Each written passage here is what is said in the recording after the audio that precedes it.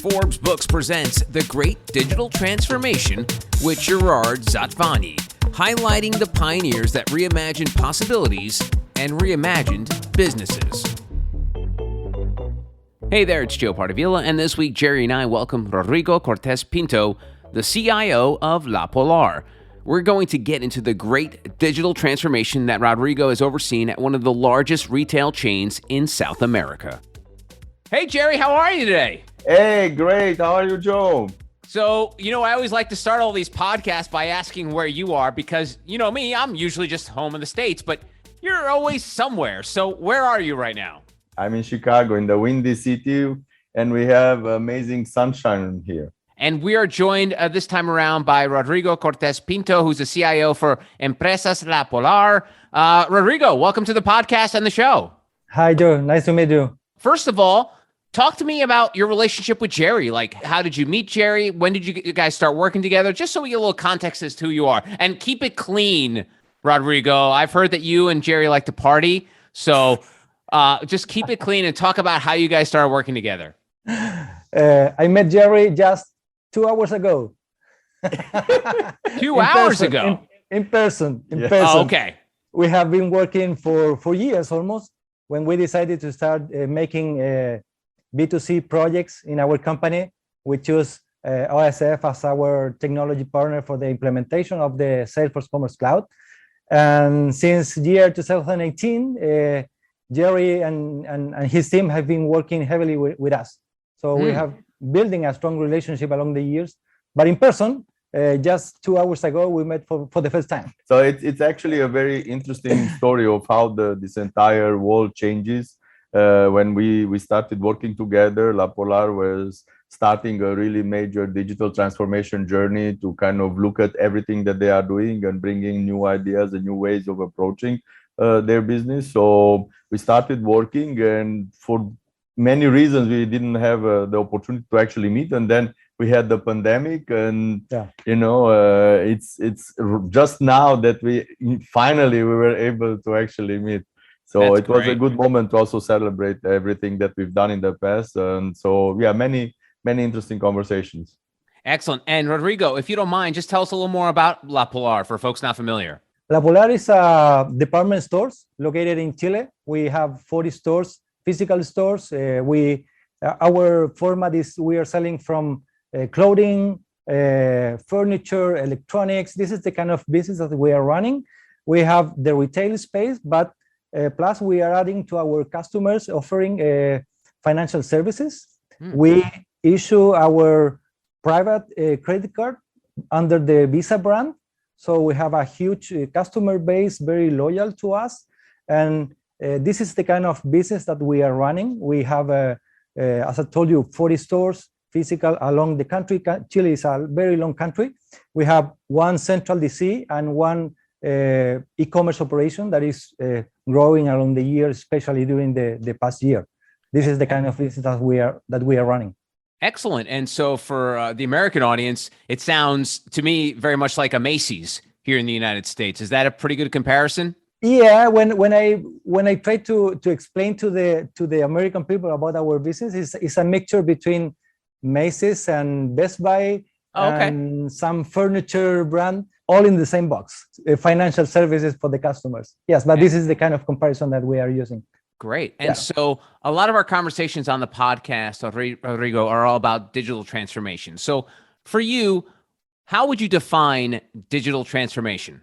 Wow, it is a very tough question because in the IT area, I will talk a little bit about IT. There's a lot of smoke in the area about digital transformation, and many companies knock your door offering the full digital transformation. And finally, when we start that discussion in our company, it's about the change. It's about how we are adapting to the new trends, how we are adapting the way that we are doing business. And technology is maybe one of the key elements in that transformation. Change is the only constant that we are facing as a retailer in our country with our competitors. and it's the only key factor for the digital transformation. IT or technology is just the enablement, but it's about the new way of thinking, how you do the things that you usually execute in a certain way, how technology can improve that part of those processes. It's in general, I think the digital transformation process starts with reimagining your business. It's starting with the ability to actually imagine change to your business in different ways. And as Rodrigo was saying, technology just enables that. And sometimes it opens up new ways of doing things and looking at processes in a different way. But really, it's a mindset. Like it's a mindset that you have to embrace first, and then technology and everything else comes afterwards to enable, to package, to actually push things forward. Yeah, maybe technology is the base layer that enabled all those changes, but the mindset, the way that the people inside the company must start learning again how to do business, how to delight the customers. In our case, is the key element in terms of working together, being adaptive, not only to develop from inside the capabilities. It requires the ability to be able to integrate with the overall ecosystem that is thriving outside our company. So for us, the transformation is about not only developing new capabilities, it's the ability to be and include other vendors, other fintechs, or everywhere that is developing as fast as they can. And Gerry and I have discussed many a time how the pandemic was an accelerant for many companies when it comes to digital transformation. Take me back to that spark that you mentioned happened where you decided that the company had to go in this direction to transform digitally within and then out. When did this start, and what was that accelerant for you? I've been working for 4 years and a half in this company. The reason why I joined the company was to lead the transformation. La Polar was a company that along the year was stuck in terms of IT projects, and I am making the difference between digital transformation and IT projects because I related, but not the same.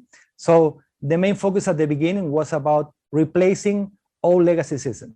Once we arrived to La Polar, we developed our IT strategy where the IT role should be reimagined in terms of the leading role that the CIO and the rest of the IT team must have in the daily basis way of doing business in our company. 4 years ago, we started this journey, building these new capabilities. And along the years, when pandemic appears, our company wasn't prepared in terms of being working remotely, and being working from our houses, our homes was a topic that we were far from be able to work in that way in the past. And the reality was amazing because the amount of projects, the amount of delivery that we were able to execute during 2020 and 2021 exceed by far the expectations in terms of quality and in terms of changes. Taking that in account, today our offices are already open, but the decision was, okay, we will stay working in the same way because it is proven that if the team is focused, if the team is working with the right alignment, the results will come along with the way that we are doing things right now. And I think it's a good journey from digitization to digital transformation when they started to put in systems just to keep up with what's happening, and then now they are more and more using the system in different ways, in new customer journeys, different way of approaching data is really going across the capabilities and all the aspects of their business, and reimagining how new ways of working could be even possible. So that was quite an interesting journey. It's funny how frustrations and things not going well knows no borders.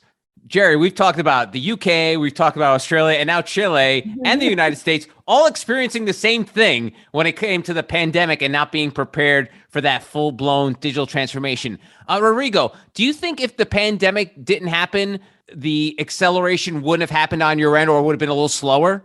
Yeah, for sure. Yeah, I really agree that pandemic was the best accelerator for digital transformation, because even if we are talking or thinking about our processes, internal processes, real example, if you want to apply to our private credit card, the only way to apply is going physical to the store. What? There's no, at that time, it wasn't, we weren't able to offer the customer the chance to apply online to the credit card. Wow. All the processes were defined for physical. Pandemic appears, and we were forced, in order to survive, to move fast in terms of applying or developing the capability for the customer to apply online for the credit card. And Wow. that change is just one example about the many changes that we were forced in order to develop that capabilities. You know, I think what was really interesting, I know the team from La Polar quite well, and I think one of the major factor was that the team itself was ready to embrace transformation really hard. And when the pandemic came, you embraced it and you ran, and you really went for it. I think that's a very good reason why things have succeeded quite so well. And Rodrigo, if you made it sound like it was a flip of a switch, but talk to me about that transition from being able to apply for a credit card in person to doing it online. Can you walk us through that process and how you were able to pull it off? At the beginning, when we decided and we were forced in order to move in that direction, the definition at the beginning was a little bit difficult, because the pressure to have the onboarding, the digital onboarding enabled to the customers, the business units require as soon as possible. And understanding the importance of time to market, the other side from IT perspective is about how can deliver new features, but in a way that will be future proof.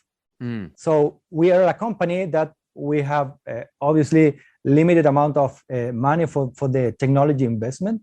So we need to be very cautious in terms of selecting the proper applications, the right architecture designs, in order to make that the silver bullet shot will work for us.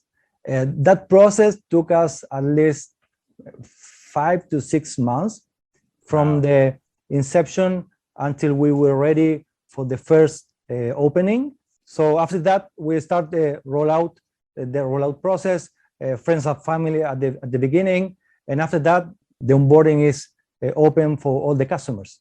Adding new capabilities for us, it was very challenging, because at the process we were forced in order to add facial recognition and all those stuff that for us was new. We never have been in the past mixing those technologies, Salesforce technology, validating a lot of risk and compliance requirements that were defined, and adding the face recognition technology was part of the key security elements for the process. Wow. So at the end of the day, it was very successful project, and right now we are thinking about, okay, how that new asset that we have in our company, we are able to improve and make future arrangement for the future. And the idea right now is that new capability that was originally defined for the digital world with no presence will be the new application for the in-store onboarding, replacing the old legacy systems. So wow. Digital, it is replacing the old style processes at the store level. Changing the application process completely, going from online to in-store and having a lot of intersection, because this is something that I see that many people look at it and say, oh no, this is online, this is in-store, this is brick and mortar, this cannot necessarily interact. Well, when in reality they should interact and should be designed with this thing in mind, that these channels should actually collaborate towards creating a better customer experience, to create a better employee experience, and enable the business to do more and do better for the customer. Yeah, and the other thing that is important is how we, as IT, can be lead this process, taking the lead in this process, and trying to break the silos. Our company has a retail branch, a financial services branch. Each company has its own C-level executives, and usually in the past, those companies belong to the same brand, but works as isolated companies. So today, right now, we are joining the forces and making that the silos going out in order to provide to the customers just only one feeling about our brand. That's the key element for us.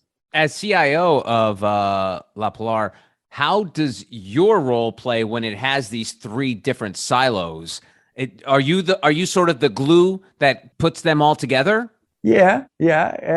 I'm the glue. I'm the middle of the sandwich. Sometimes it is a very challenging role, because maybe most of our conversations technology are about technology. Obviously, this is my main role. Yeah. But the most important part of the role is trying to engage both parties and trying to synchronize and align the IT perspective with the business interactions and the business need, in order to provide a long-term way of doing business with technology, trying to getting the typical technology aspects, running on time, on budget, and all the stuff. And right now we are adding innovating, delighting customers. It is a lot of there's a lot of new things that are added to the CIO role,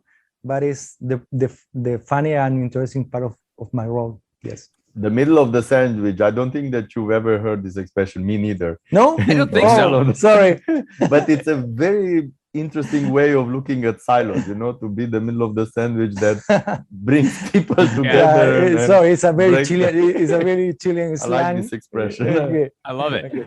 And you seem very humble, Rodrigo, but Gerry, talk to me about the role that a CIO like Rodrigo plays in companies, and if you don't have sort of this high impact CIO to put it all together, because there's companies like OSF that help with companies' digital transformation, but if they don't have that CIO in-house putting it all together, it doesn't work. Yeah, I mean, traditionally the CIO will really handle the back office, the technical parts and everything, but you cannot be a transformative CIO if you don't look at the bigger picture, the business transformation that the company should go through, and that basically it's your responsibility as a CIO. It's your opportunity. Let me call it this, because I think opportunity is the right word. It's your opportunity as a CIO to bring the innovation to the company, to challenge the transformation of the company, and that's when interesting things happen. And if the CIO is not taking this journey, not embracing this, then it's also a missed opportunity for the CIO. And every time when we see CIOs that embrace this and want to drive digital transformation beyond just replacing this system, improving that system, it's when very interesting things happen, and companies do very interesting projects that at the end of the day impact the bottom line, impact the customer experience, and impact the future of these companies. Look at companies like Toys R Us that went out of business because they frankly were behind the curve. And that's one of the reasons they didn't have somebody visionary that was able to bring new things to the company, to push everybody to align with new technologies. And it's not about new technology for the new technology, but the customers have certain expectations. The customers want to interact with your business in different ways. If you are not able to provide that, you're going to lose the customers. It's as simple as that, and then you're out of business. In a way, it's, we talk a lot about that visionary CEO because they get on the front pages of magazines and blogs, and they become trending personalities online. But you almost need that visionary CIO to take you to the next level because of the fact you don't want the CIO to be just a glorified IT guy to check all the boxes. So Rodrigo, when did you realize that you wanted to be more than the check the box CIO and become a transformative CIO? When did that come along? How did that come along in your journey? Maybe for me, has been along my career. I've been working for almost 30 years only on retail space, different retailers, but most of my time on retail. And I was working on the business side of technologies. And I'm not the guy who understands about network protocols or servers. This is not my area. By most of my career, I was working side by side with the guys from the business. So for me, it was very natural in terms of understanding the pressure, understanding why they are asking for more, even if our out of capabilities in terms of delivery for the projects, the funnel, the backlog always is full in terms of projects. So along the years, and especially on the last 4 or 5 years, I think especially with the omni-channel transformation, I think the role of the CIO should be part of the front line, rather than be the one who is running the lights on or the back office systems. Understanding what is happening, what is expected for the customers, and how the world is changing, and how adapted you must be for your company is part of your duty. Yeah, that's a gift for me. And Gerry, what is your CIO radar like when you meet these companies and you're introduced to the CIO? Can you tell that, obviously with Rodrigo, you knew he had the secret sauce to be able to help with the digital transformation, but can you tell when you walk into a room or meet someone in a Zoom room that they have what it takes to commandeer that digital transformation? I think it takes about 10 minutes. Yeah. And it's a lot also about the questions that are being asked and the kind of the projects that they want to embrace and work on. And it's how they challenge you. You can really quickly see that, well, this is an interesting conversation. I want to go deeper. I see that this is going someplace interesting. And obviously you will not start from day on something world changing or restructuring the entire company or anything. You generally start with projects that are not that challenging, but as you move forward, right from the beginning, you can already tell that the person that you have in front of you is the kind of a person that will challenge you, will challenge the company in a good way, and that's something that comes up pretty quickly in the conversation. One thing that is very important for me is about the storytelling. And usually when I on the interview with the people that is trying to apply to our company, is about, okay, why we are here, what we are building, and which will be the story that we as a team, as a core team of taking decisions, we are creating right now. And obviously, this is more than develop or implement a new ERP or changing the back office system or applying a new interface. It's about building new things, but things that belongs to you at the end of the day. It's about your personal realization. This is, for me, part of the core of the ideas of how you can inspire in some way the team that is working with you in that part. And obviously the team is the key part of any transformation. Your ideas, your inspiration, your power is nothing if you don't have the proper or the right team along your side, sharing your idea, building new ways of doing things. Gerry, this guy's pretty good. Yeah. Of course. He's very good. This is how we as a company, we are getting always better. We like to work with customers that challenge us and have a good vision, a good story behind them, and that takes you to the next level all the time. It's very rewarding. It's challenging at times, because I can tell you, Rodrigo is not the guy who's easygoing. He's very demanding, but it's demanding but fair. Yeah. and that makes all the difference, and it allows us to go further. That I'm very fortunate to have had many interesting people in my life that kind of allowed us to grow along them as well. So, Rodrigo, it sounds like Gerry knew within 10 minutes that you were the one. When did you realize that Gerry and OSF were the perfect fit for La Polar? Well, it is a very good question. You should say 10 minutes to be fair, but I guess not. Okay. Okay. No, it was I think it was the perfect moment at the perfect time when we were in the evaluation about who will be our partner for the commerce implementation. One of our definitions was we don't want to go with the big four company, because different reasons. We decided to move into another tier of niche players for the implementations.